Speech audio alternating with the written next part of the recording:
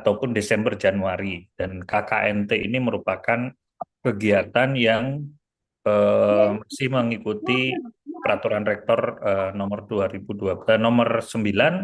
tahun 2020 ya terkait penyelenggaraan KKN, dan ini KKN ini merupakan kegiatan wajib ya, bentuk kegiatan wajib bagi siswa semester 6 ya yang telah memiliki SKS sebanyak minimal 108 ya. Jadi nanti akan dijelaskan lebih lanjut ya terkait dengan ini, dan Anda harus memiliki IPK lebih besar dari 2,0 untuk memenuhi persyaratan pelaksanaan KKNT IPB. Jadi tentu nanti tolong diperhatikan bagi para mahasiswa, dan saya kira secara umum ya kegiatan KKN ini kami bagi menjadi dua bagian ya. Pertama adalah prakegiatan, itu akan dilakukan kuliah umum ya sebanyak 1 SKS. Total pertemuannya ada 45 jam dan ini meliputi pembekalan. Pembekalannya mulai dari kuliah umum, kemudian materi fakultas atau departemen, dan juga materi-materi yang terkait dengan kewilayahan. Misalkan nanti adik-adik mahasiswa ditempatkan di Kabupaten Bogor misalkan, atau Kabupaten Banyuwangi, dan nanti akan diberikan informasi terkait dengan kewilayahan. Lalu dalam pelaksanaan program mulai dari penyusunan proposal sampai dengan Anda berangkat, kemudian pembuatan laporan sampai pulang lagi ke Bogor. Jadi ini merupakan prakegiatan yang akan menjadi menu wajib bagi seluruh mahasiswa KKNT IPB. Dan hari ini nanti lebih banyak akan dijelaskan terkait dengan pengisian KRS. Begitu adik-adik mengisi KRS, maka sejak saat itu adik-adik sudah terdaftar sebagai mahasiswa KKNT IPB. Kemudian untuk pelaksanaan di lapangan nanti total harinya ada 40 hari.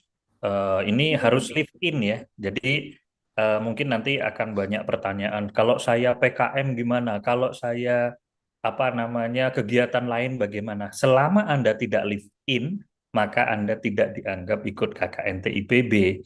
Anda bisa mengambil KKNT di periode Desember dan Januari. Kalau misalkan di Juni-Juli ini nggak bisa mengikuti kegiatan live-in. Live-in itu tinggal di desa.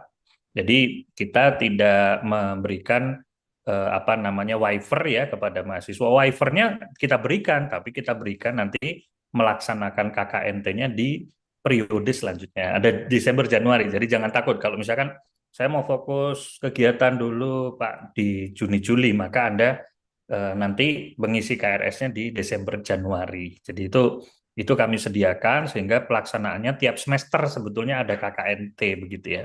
Kodenya IPB 1400. Nah, ini nanti mungkin kalau ada perubahan kita bisa update ya. Nah, ini pelaksanaannya untuk tahun ini itu di 6 Juli sampai dengan 14 Agustus 2026, dan periode 2 nanti 28 Desember 2026. Nah, ini kegiatannya seperti itu. Lokasi KKNT umumnya kita akan melakukan kegiatan di Lampung sampai dengan Jawa Timur. Ini yang kami sebut dengan KKNT reguler. Jadi pelaksanaannya di antara Lampung sampai dengan Jawa Timur. Lalu yang di luar itu ya, misalkan seperti Bangka Belitung, kemudian di luar pulau itu nanti akan digunakan skema-skema seperti misalkan kerjasama. Jadi misalkan nanti adik-adik mahasiswa berserta prodi punya kerjasama dengan sponsor, misalkan bisa mensponsori kegiatan di luar kabupaten dan di luar kabupaten kota yang berada dari Lampung sampai Oh my God. Jawa Timur ini bisa bisa berkoordinasi dengan DPMA. Kalau sekarang namanya masih Direktorat Pengembangan Masyarakat Agromaritim, tapi sebentar lagi mungkin ini akan dikelola oleh Lembaga Pengembangan Agromaritim dan akselerasi entrepreneurship. Nanti akan ada masuk ke lembaga baru. Jadi seperti itu ya. Kalau minggu ini mungkin masih ya lembaga baru sebetulnya sudah ada di lembaga baru. Cuman mohon maaf ini namanya belum kami ganti gitu ya. Total mahasiswa biasanya akan 3 ribuan di 10 provinsi, 38 kabupaten kota, dan ini kira-kira landscape KKNT tahun lalu. Nah, ini kita akan sesuaikan tahun ini seperti itu gambarannya. Nah, ini lini masanya nanti silahkan apa namanya dilihat oleh teman-teman mahasiswa. Jadi yang perlu saya garis bawahi adalah pertama bahwa KKN TIPB ini dilaksanakan live-in, tinggal di lokasi. Yang kedua, apakah, nah nanti pertanyaan nih, apakah mahasiswa boleh memilih lokasi? Ya, itu mahasiswa ditempatkan oleh program studi, jadi tidak bisa memilih lokasi ya. Jadi eh, apa namanya kecuali dengan alasan khusus yang berkaitan dengan kesehatan, misalkan harus check up di rumah sakit dan seterusnya. Kemudian bagi teman-teman mahasiswa yang sudah menikah mungkin kemudian dia kondisi hamil itu tidak diperkenankan untuk ikut kegiatan KKN TIPB di periode di mana proses kehamilannya terjadi. Ini kan ada yang misalkan mahasiswa IPB kan udah ada yang menikah begitu. Nah, itu kami juga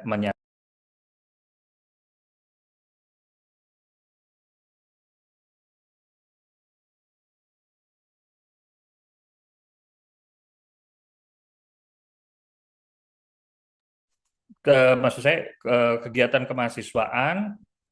Satu lagi ya, kalau ada mahasiswa itu yang terkait dengan kegiatan kemahasiswaan seperti PPK Ormawa, kemudian eh, PKM pengabdian masyarakat seperti itu, atau ikut pengabdian-pengabdian lain yang setara dengan kegiatan KKNT itu silahkan direkognisi. Tapi kalau mau ikut KKN boleh. Jadi misalkan saya ikut PKM pengabdian masyarakat, terus saya nggak puas nih gitu ya Bu Endri. Jadi saya nggak puas pengen ikut KKN Pak ngotot, ya nggak apa-apa. Kita tetap sediakan Anda untuk ikut KKN TIPB karena KKN TIPB ini adalah momen sekali seumur hidup, tinggal bersama masyarakat, hidup di tengah-tengah masyarakat, menyelesaikan permasalahan masyarakat bersama-sama masyarakat. Dan ini akan dikenang oleh Anda seumur hidup dan juga masyarakat di tempat Anda tinggal begitu ya. Jadi kita lebih kepada dampak di masyarakatnya. Demikian mungkin yang bisa saya sampaikan mewakili kepala lembaga pada kesempatan hari ini.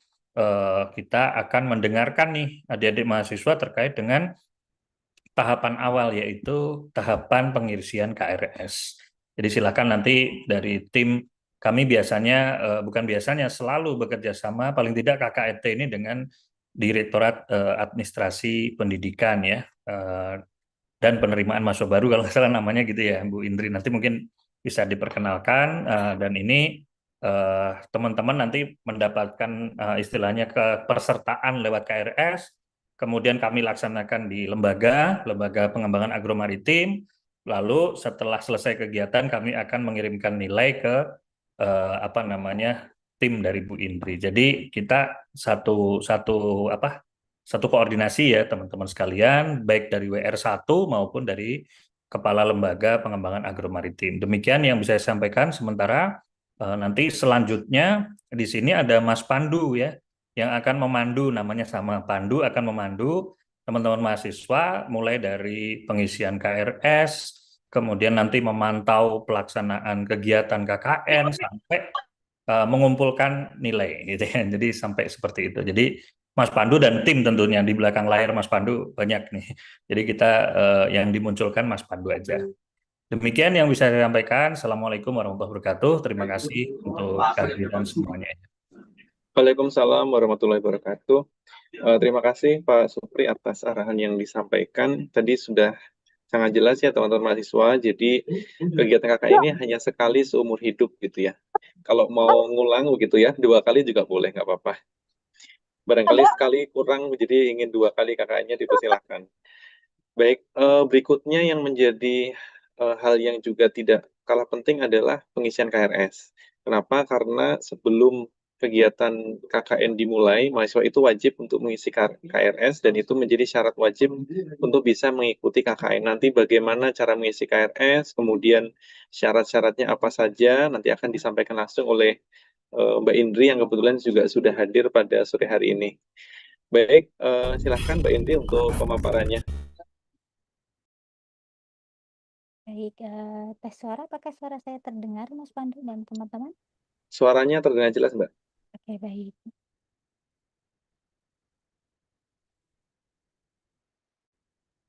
Sudah terlihat ya? Sudah, Mbak. Oke, baik. Baik.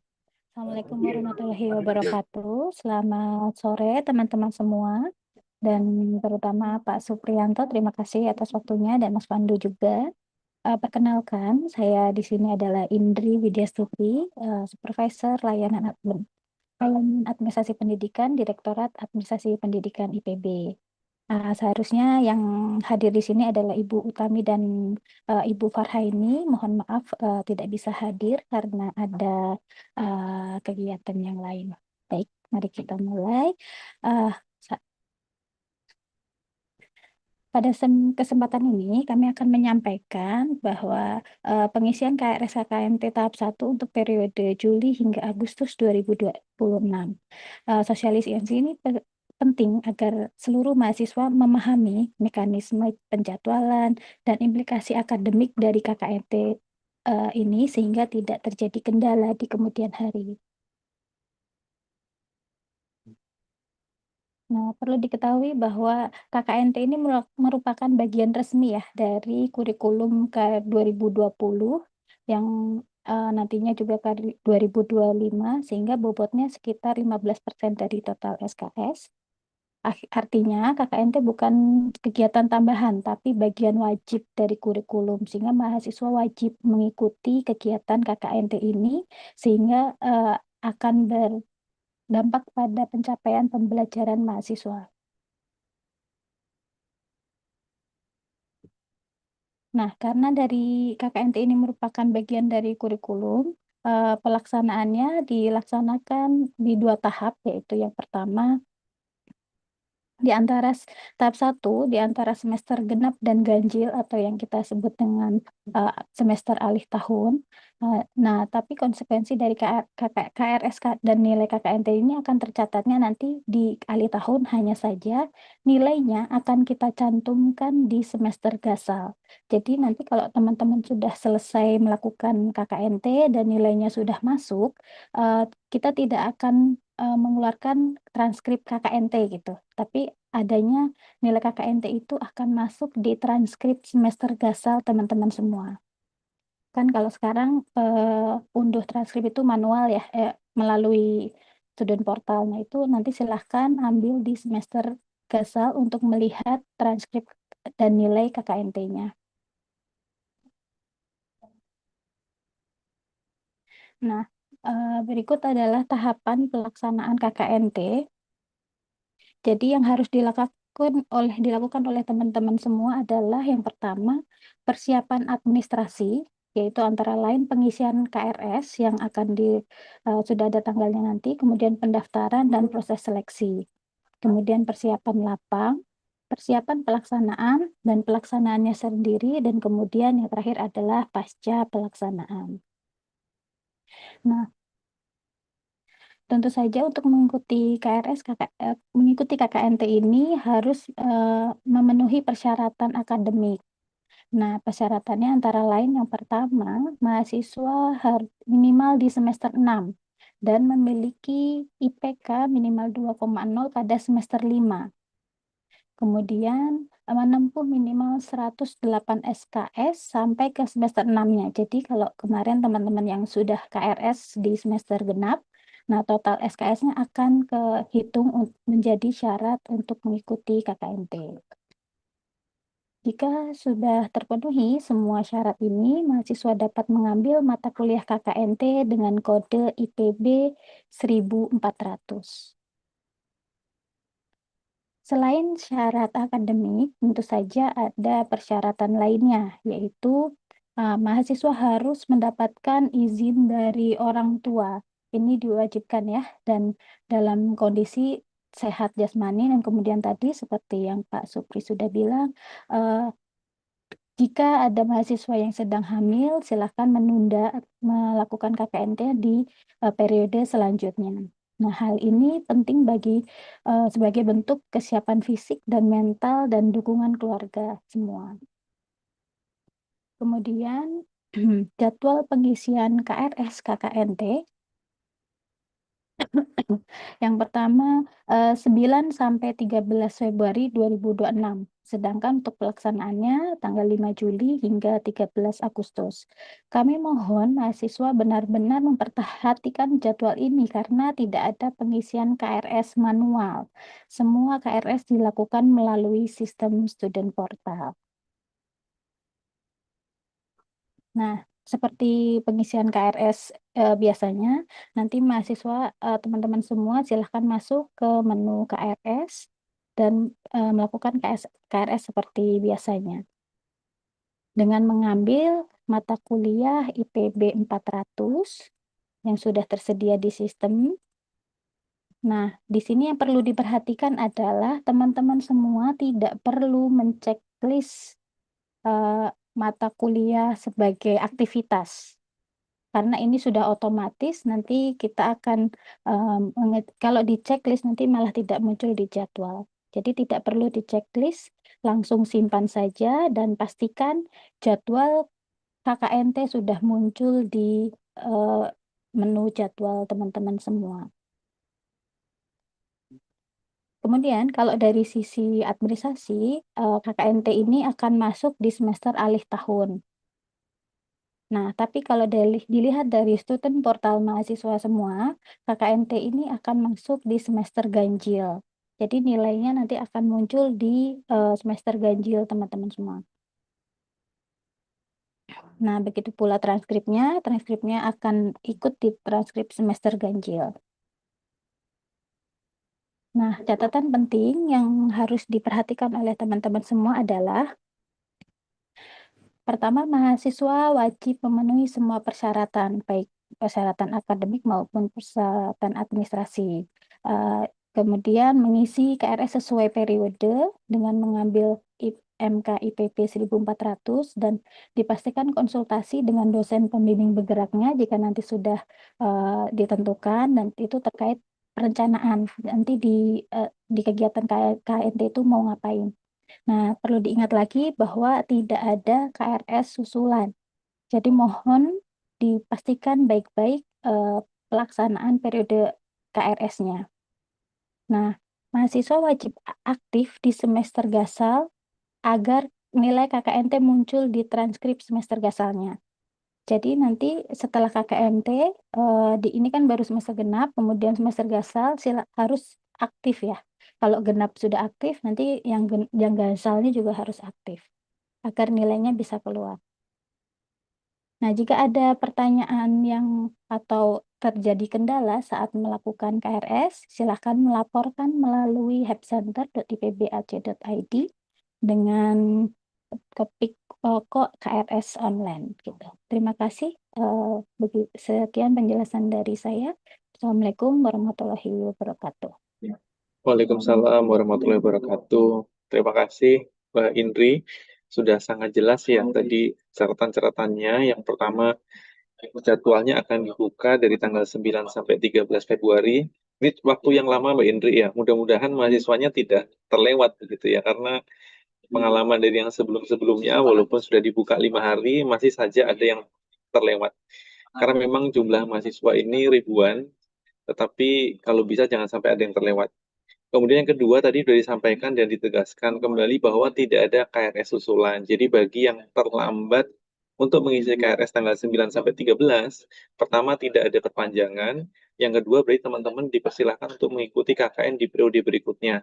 Dan itu KRS-nya kalau tidak salah nanti di bulan Oktober.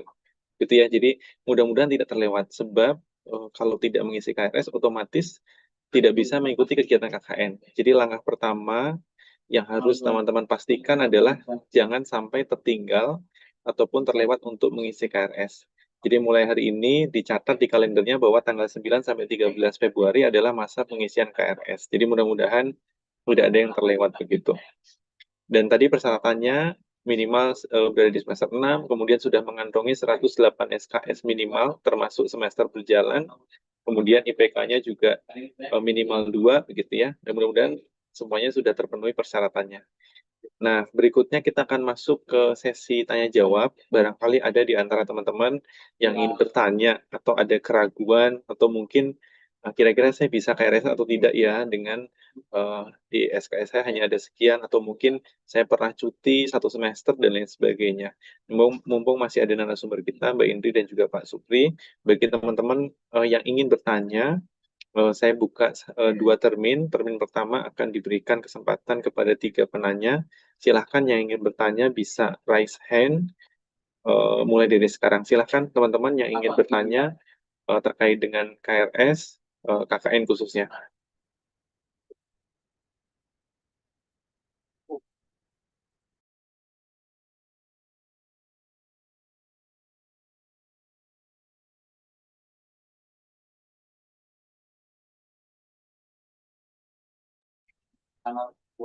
Baik, ada yang bertanya? Ada 1 orang yang sudah raise hand. Ada Sarah Takia, silahkan pertanyaannya. Sebelumnya izin bertanya, maaf tidak bisa on cam. Kalau misalnya saya tertarik mengikuti KKN Inter, itu kira-kira bagaimana proses atau tahapannya ya? Terima kasih. KKN Inter itu yang seperti apa maksudnya? Boleh diperjelas?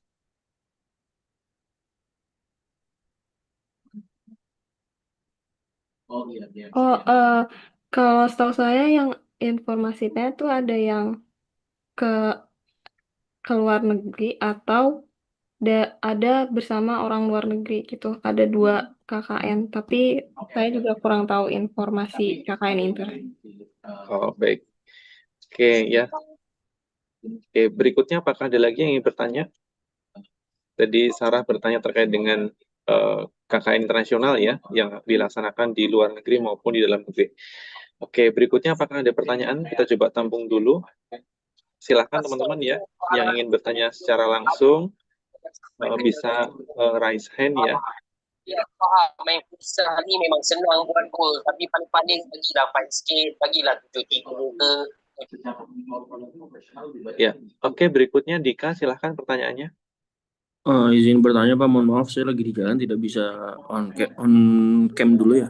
Saya ingin bertanya Pak, apakah ini sistem pengisian KRS-nya rebutan atau emang udah per fakultas ada kuotanya ya Pak?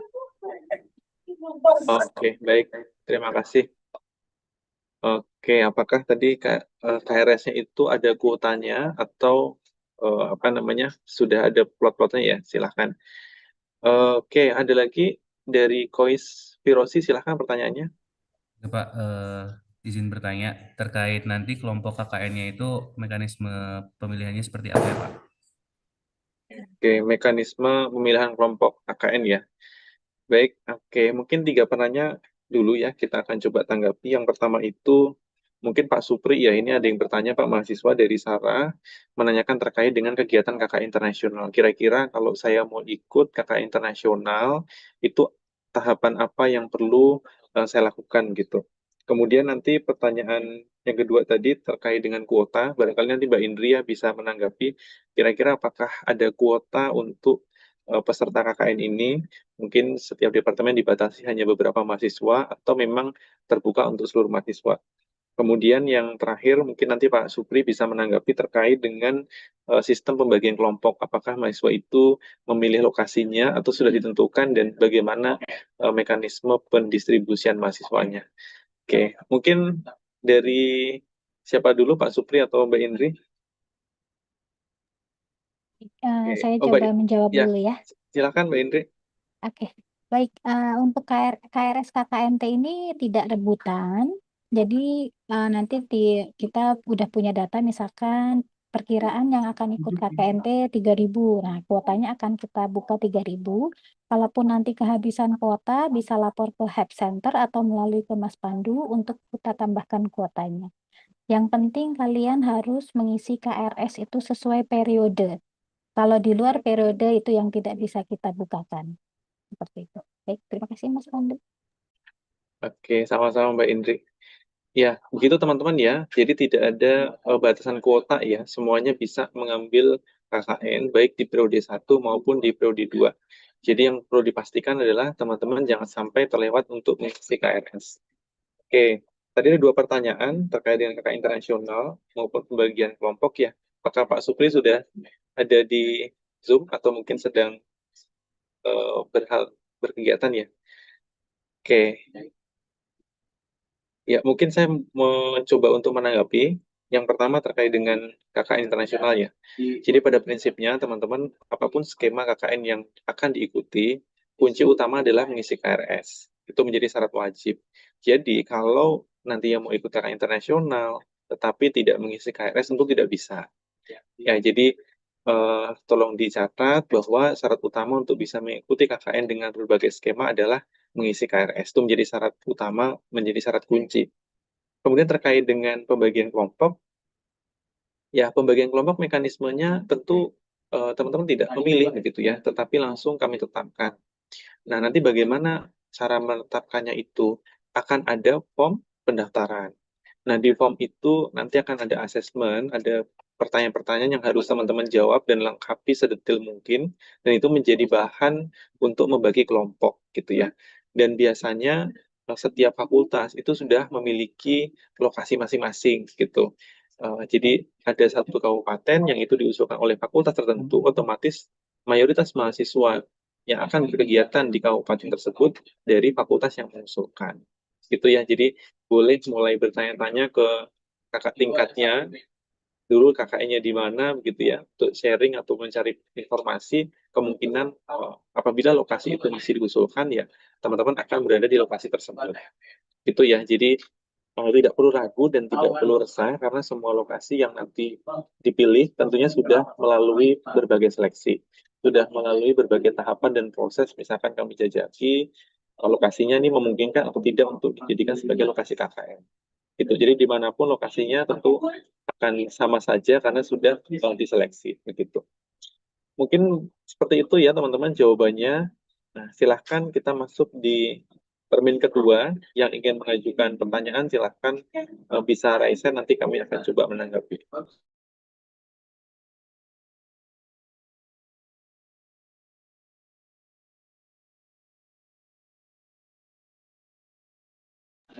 Oke, silahkan ada Abdan Taris Hariri ya, silahkan. Baik, terima kasih Mas Mbak atas kesempatannya. Mohon maaf izin off cam, izin bertanya mungkin ya untuk yang konversi mungkin sebelumnya pernah dibahas, tapi saya ingin memastikan kembali jika kegiatan KKN-nya akan dikonversikan, itu apakah harus tetap mengambil KRS atau tidak, dan jika mengambil KRS itu tuh mengisi KRS-nya di waktu yang kita akan konversikan atau semuanya harus di semester ini gitu. Mungkin seperti itu, sekian. Terima kasih. Oke, terkait dengan yang rekognisi ya. Mungkin saya coba menyampaikan dulu Mbak Indri ya, mungkin kalau ada tambahan.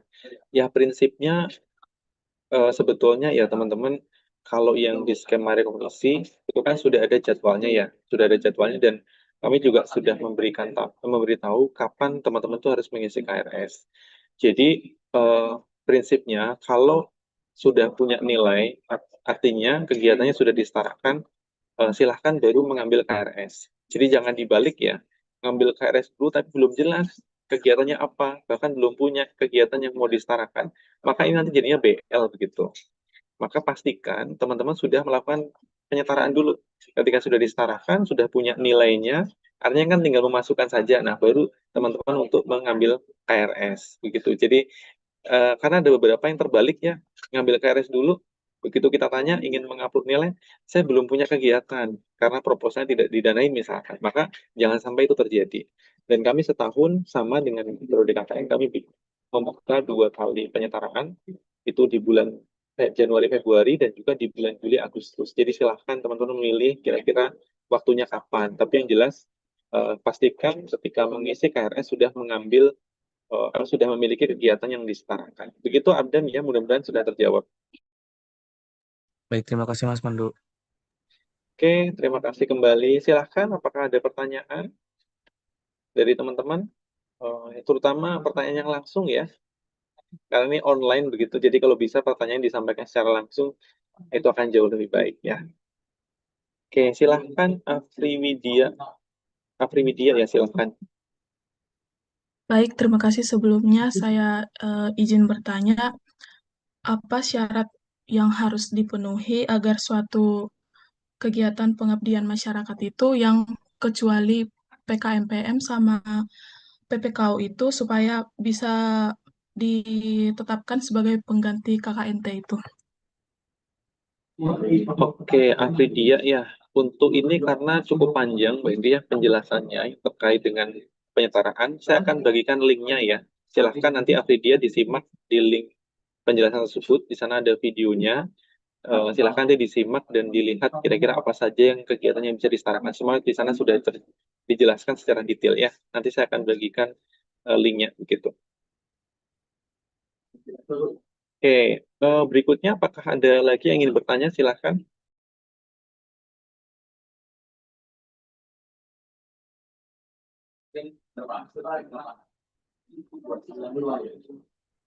Oke, ada lagi.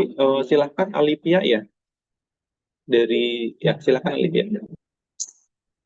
Izin bertanya Mas Pandu, untuk sekiranya nanti saat periode pengambilan KRS periode 1 ini kita sudah mengambil KRS-nya, namun ternyata seiring berjalannya waktu karena masih cukup lama gitu ya periode untuk turun ke KKN-nya ternyata tidak bisa hadir atau berhalangan, itu apakah KRS KKN-nya bisa dicabut yang periode 1? Begitu, terima Oke, kasih. baik. Mungkin Mbak Indri, untuk pertanyaan ini ya Mbak ya, apakah bisa dilepas kalau dia sudah mengambil begitu? Baik. Saya coba jawab ya. Eh, Nanti bisa lapor ke DPM atau Mas Pandu ya kalau memang tidak jadi atau tidak ikut KKNT yang periode 1. Kemudian dari DPM akan mengirim surat ke kami secara kumulatif, jadi tidak satu-satu gitu. Nah, itu nanti kita bisa batalkan KKNT-nya. Kemudian nanti teman-teman yang tidak jadi ikut bisa ngambil KRS KKNT di periode selanjutnya. Itu ya Mas Pandu. Ya, baik. Terima kasih Mbak Indri. Jadi secara prinsip memungkinkan untuk dilepas gitu ya. Jadi kalau saya sih boleh menyarankan, kalau memang kegiatannya ragu begitu ya, tetapi kemungkinan akan ikut KKN lebih baik diambil dulu gitu ya. Soal nanti di tengah jalan apakah jadi atau tidak, kan lebih baik kalau diambil. Karena kalau ternyata nanti ragu dan tidak mengambil malah tidak bisa ditambahkan begitu. Tapi kalau sudah mengambil dan ternyata di tengah jalan tidak jadi KKN, itu bisa mengajukan pembatalan gitu ya. Jadi silahkan dipertimbangkan, tetapi kami sangat menyarankan diambil KRS-nya gitu. Oke, berikutnya pertanyaan dari Kamila ya. Silahkan pertanyaannya Kamila. Baik, sebelumnya terima kasih Mas Pandu. Saya izin bertanya untuk di syarat KRS, untuk syarat mengambil KRS KKN ini kan harus sudah memenuhi 108 SKS termasuk di semester 6. Nah, apabila ada yang kasusnya itu hanya memenuhi 104 SKS termasuk SKS mayor di semester 6 yang sudah masuk transkrip, tapi belum termasuk convert kegiatan gitu. Itu apakah ketika di semester 6 ini kita convert kegiatan sebanyak total 4 SKS, apakah tetap bisa untuk mengambil KRS KKN di periode 1 ini atau harus mau nggak mau periode 2? Oke, bagaimana Mbak Indri untuk kasus seperti ini? Iya, jika sampai semester genap ini belum mencapai 108, itu berarti tidak bisa, nanti KRS-nya pasti diblokir, dan tentu sesuai persyaratan kan harus 108, jadi harap melakukan KRS atau mengikuti KKNT di periode selanjutnya saja. Gitu. Oke, sudah. Oke. Ya. Izin konfirmasi lagi, Mbak, takutnya salah. Berarti kalaupun di semester 6 ini akan convert kegiatan, itu berarti tetap nggak bisa ya, karena SKS-nya akan masuk transkrip setelah nilai itu berhasil di-convert seperti itu. Convert kegiatan aktivitas ya, Iya, betul. yang EC. Oh, Iya, jadi nanti, betul. oke, jadi sebisa mungkin jika akan convert aktivitas itu sebelum KRS dimulai. Jadi saat KRS itu posisi SKS kamu nanti sudah 108. Oke, Gitu. baik. Ya. Kalau ya baik, terima kasih banyak ya Mas Pandu dan Mbak Indri sudah menjawab. Oke, terima kasih kembali. Oke, silahkan Risma untuk pertanyaannya.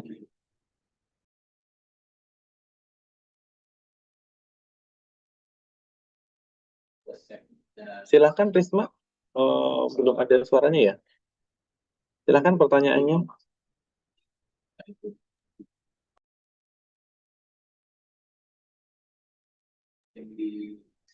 Oke, Risma mungkin tidak terdengar ya suaranya.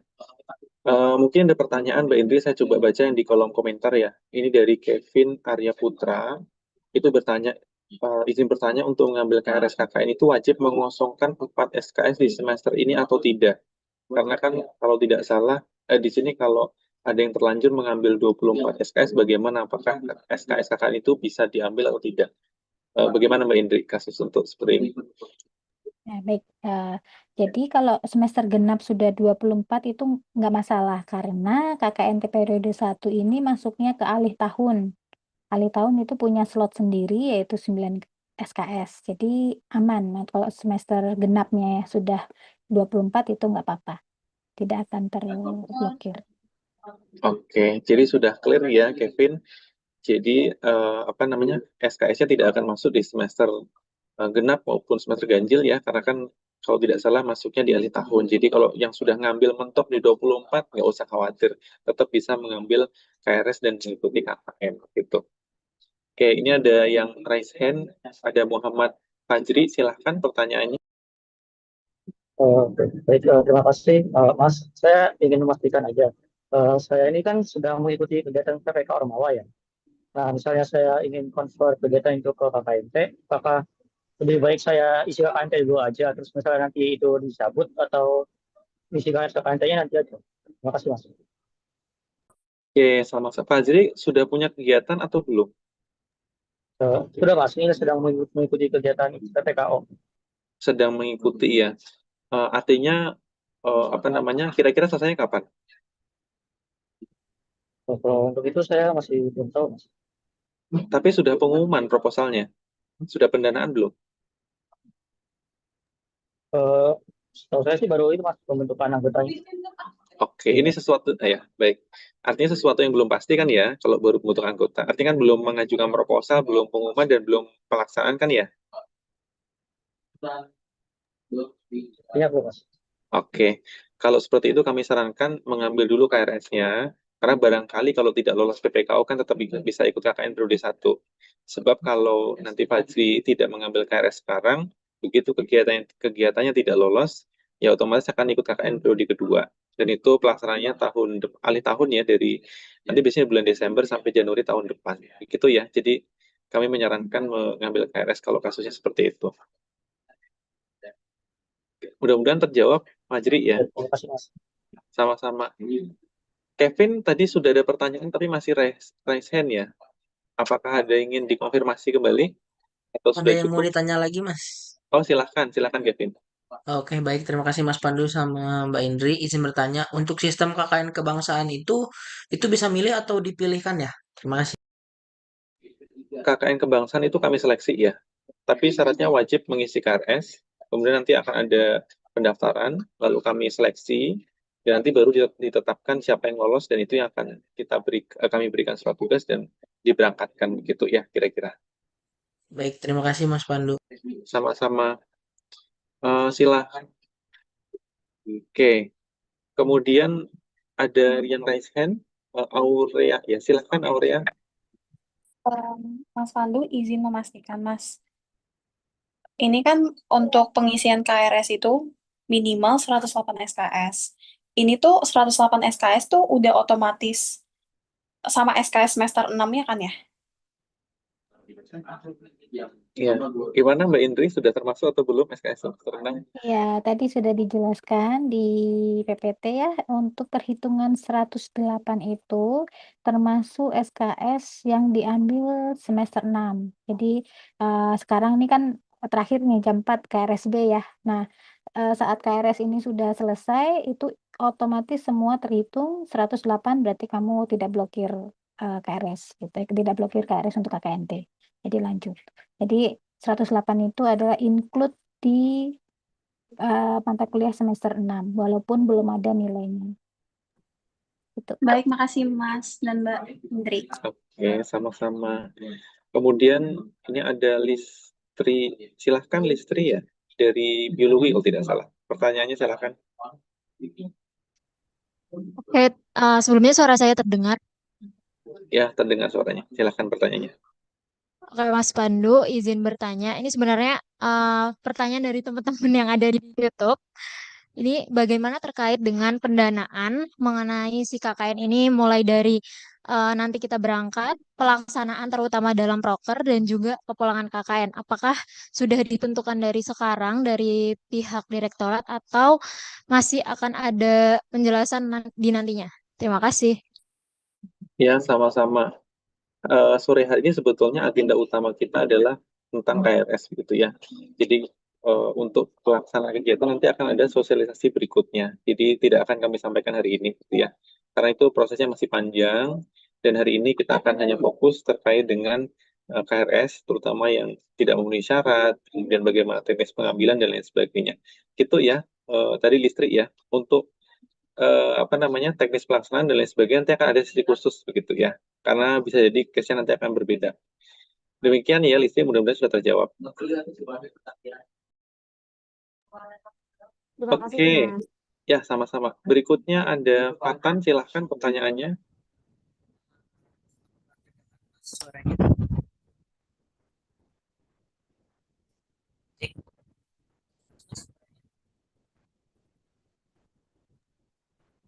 Silahkan Fatan pertanyaannya.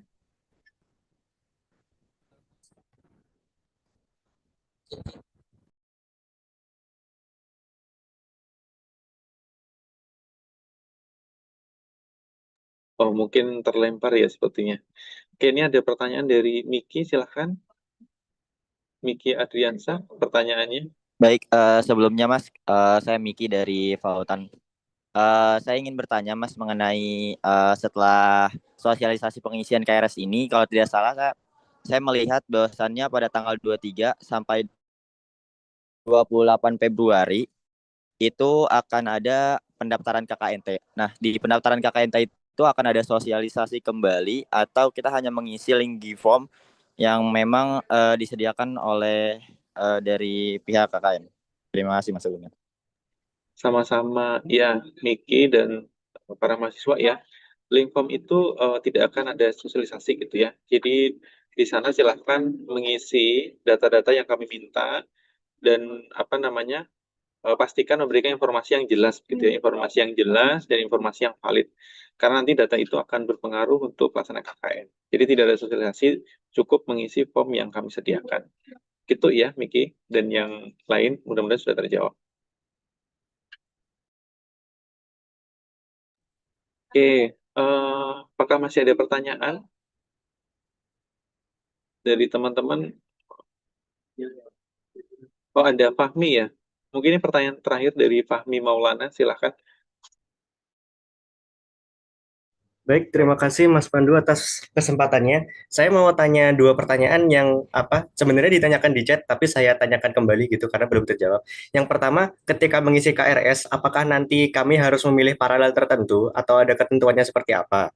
Kemudian yang kedua, jika nanti tidak mendapatkan izin dari orang tua untuk KKNT, gimana ya Pak? Oke, silahkan untuk KRS Mbak Indri boleh menyampaikan. Ya, nanti hanya ada satu paralel, jadi dipilih saja. Tidak ada pembagian kelompoknya oleh timnya Mas Pandu, untuk KRS-nya cuma satu aja. Jadi tidak ada pemilihan paralel seperti kelas-kelas reguler biasa. Oke, sudah clear ya, Fahmi ya. Jadi tidak ada pemilihan kelas, jadi cukup diisi KRS-nya. Kemudian kalau tidak diizinkan KKN, tidak diizinkan KKN oleh orang tuanya bagaimana gitu ya. Salah satu syarat untuk bisa KKN adalah mendapatkan izin dari orang tua. Dan kalau teman-teman tidak KKN, tidak mengambil mata kuliah KKN tentu tidak bisa ikut sidang gitu ya. Karena itu menjadi mata kuliah wajib, menjadi mata kuliah yang harus diambil kalau ingin lulus dari IPB gitu ya. Jadi yang harus teman lakukan adalah bagaimana meyakinkan orang tua bahwa saya bisa dan saya mampu mengikuti kegiatan KKN gitu ya. Tetapi kalau nanti ada kasus tertentu, misalkan ada sakit-sakit tertentu yang memang tidak memungkinkan untuk mengikuti KKN, nah itu akan ada mekanisme khusus begitu ya. Tetapi itu akan melalui asesmen tertentu dan butuh surat rekomendasi dari dokter terkait gitu ya. Tetapi itu prosesnya panjang dan nanti akan terpisah, tidak bisa kami sampaikan di hari ini. Tapi nanti akan ada sesi khusus, kami akan mendata melalui asesmen kira-kira yang ada indikasi tidak mungkin kan untuk ikut kegiatan KKN, nanti akan ada mekanisme lain gitu ya. Tetapi wajib untuk mengambil mata kuliah ini, karena kalau tidak teman-teman ya tidak bisa lulus dari IPB, kira-kira seperti itu. Ya, berikutnya masih ada 2 ya. Baiklah, ini 2 pertanyaan terakhir ya dari Amanda dan Hilda. Silahkan dari Amanda pertanyaannya. Baik, sebelumnya terima kasih Mas Pandu untuk kesempatannya. Saya mau izin bertanya. Saya pernah mengikuti PPKO pada tahun 2024. Kebetulan saya dari angkatan 59, namun saya mengambil cuti akademik selama 2 semester. Dan itu kan terhitung kegiatannya sudah berlalu 1 tahun lebih ya, Mas. Apakah masih bisa mengisi KRS KKN atau tidak ya? Terima kasih. Oke, bagaimana Mbak Indri untuk KRS? Nampaknya masih bisa Mbak ya, harusnya. Ya, selama memenuhi persyaratan tadi, SKS dan status akademik itu masih bisa. Nah, untuk apakah mau dikonversi atau tidak nanti tergantung timnya Mas Pandu. Oke, sudah clear ya Amanda. Kalau KRS tentu bisa selama memenuhi persyaratan. Tapi kalau terkait dengan kegiatannya bisa atau tidak, nah itu akan ada forum khusus ya. Nampaknya akan ada di bagian yang penyetaraan gitu. Karena hari ini fokusnya di KRS, tentu kita akan bahas yang terkait dengan KRS-nya. Oke, mudah-mudahan sudah terjawab ya Amanda Putri ya. Baik, sudah Mas. Terima kasih. Ya, sama-sama. Silahkan Hilda pertanyaannya. Mas Pandu, terima kasih. Untuk yang rekoginasi, Mas Pandu tadi kan menotis untuk pengisian KRS KKN itu dilakukan apabila nilainya telah keluar ya, Mas. Nah, kebetulan tim saya itu minggu kemarin telah melakukan penyetaraan pengabdian ke matkul KKN, akan tetapi nilainya itu belum keluar, Mas. Nah, apakah bisa saya mengambil KRS KKN tahap 1 ini walaupun nilainya itu belum keluar tapi telah melakukan pengajuan penyetaraan, Mas? Kemarin di tahap 1 diterima atau ada perbaikan?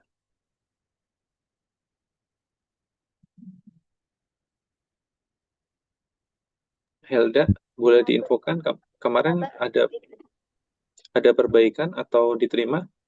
Ada perbaikan. Oke, ada perbaikan. Kita akan sampaikan tanggal 7 ya, kalau tidak salah. Ya, tanggal 7 Februari akan kami sampaikan. Kalau yang sudah diterima, artinya kan tinggal menunggu nilai gitu ya. Ya silahkan teman-teman ambil KRS-nya. Kan itu sesuatu yang sudah pasti gitu ya. Yang tadi kami maksudkan di awal itu yang sama sekali belum kelihatan hilal kegiatannya gitu ya. Tapi sudah langsung mengklaim akan menyetarakan. Nah itu yang tidak kami harapkan. Tapi kalau sudah diproses, tinggal perbaikan kan nanti kami akan sampaikan di tanggal 7 Februari. Jadi kami sarankan mengambil KRS. Begitu ya Hilda. Baik, Mas Pandu, terima kasih banyak. Sama-sama. Oke, mungkin itu pertanyaan terakhir dari Hilda, Mbak Indri, dan teman-teman yang lainnya ya. Mudah-mudahan sudah cukup menjawab pertanyaan-pertanyaan tadi. Pada prinsipnya yang pertama kami ingin tekankan adalah terlepas nanti teman-teman jadi atau tidak jadi KKN, kami sarankan untuk mengambil. Itu jauh lebih aman begitu. Kenapa? Karena kalau tidak diambil, nah ini tidak ada perpanjangan dan tidak ada penambahan KRS manual. Jadi sangat disayangkan nanti harus ikut di tahun berikutnya begitu ya. Jadi diamankan dulu. Tetapi harapannya memang ketika teman-teman mengambil KRS ya sudah sesuai dengan perencanaan yang matang tadi.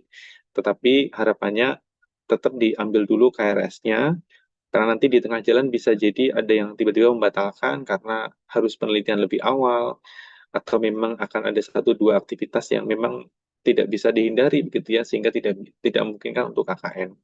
Dan pastikan dari masing-masing prodi apakah ada waktu KKN tertentu ya, apakah memang dibebaskan atau harus ada di periode tertentu, karena itu akan sangat berpengaruh. Kemudian yang terakhir, kami ingatkan kembali bahwa pengisian KRS-nya di tanggal 9 sampai dengan 13 Februari 2026. Nanti kami sudah sampaikan ya Mbak Indri, biasanya di Instagram DIT-AP juga disampaikan, kemudian di kanal kami di DPMA juga akan disampaikan. Mudah-mudahan tidak ada yang terlewat, dan nanti terakhir biasanya datang ke kami lalu menyampaikan bahwa kami terlewat KRS, nanti jadi nggak bisa lulus tepat waktu dan lain sebagainya. Itu sering sekali seperti itu. Jadi harapannya hal itu mari kita sama-sama coba disiplinkan terkait dengan administrasi akademik, karena nanti akan berpengaruh ke ya tadi penambahan semester begitu ya biasanya. Tapi mudah-mudahan tidak terjadi. Oke, mungkin cukup dari saya. Dari Mendri, apakah ada tambahan? Cukup paling hanya tadi mengingatkan di handphonenya itu langsung dikasih reminder nih tanggal sekian sampai sekian KRS KKNT gitu. Jadi biar nanti karena kan KKNT ini tiap walaupun setahun 2 kali tapi kan lumayan kalau harus menambah semester ya. Nambah semester artinya nambah UKT lagi, oke? Jadi mohon diingat-ingat remindernya dinyalakan jangan sampai ketinggalan. Makasih Mas Pandu.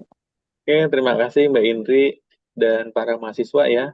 Tolong diingat-ingat tanggal 9 sampai 13 adalah waktu pengisian KRS dan tidak ada KRS manual maupun perpanjangan waktu. Jadi dicatat notifikasinya dinyalakan begitu ya, bahwa di tanggal tersebut harus mengisi KRS.